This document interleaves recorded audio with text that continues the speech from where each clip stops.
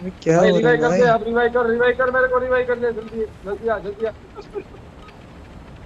इधर आओ भाई, मिहिर भाई भाई तुम इधर आओ। तुम अंदर रहो, अरे तुम तेरे पास अंदर ही रहो। बैठा हूँ मैं। इनको रिवाइव भाई नहीं नहीं करना। चढ़ रहा है भाई। तुम नहीं अंदर चढ़ घुस रहा है जाओ भाई, यार, रिवाइव तुम नहीं चढ़ अंदर रहा है। घुस जाओ। अरे निकल गया।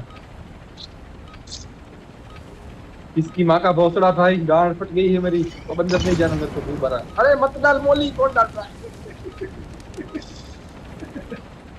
अरे भाई क्या होगा अब, हाँ इसका मैं क्या होगा दूर रहता भाई? हूँ, मैं नहीं आ रहा, मैं ये इलाका मेरा है भाई, मैं नहीं आ रहा मैं।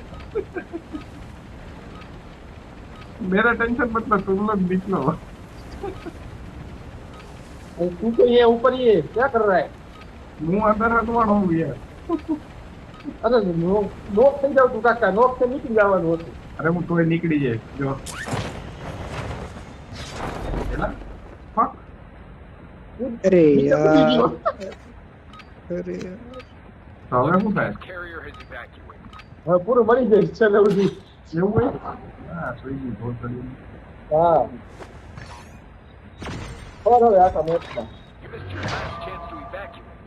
Remember, time is of the utmost importance here.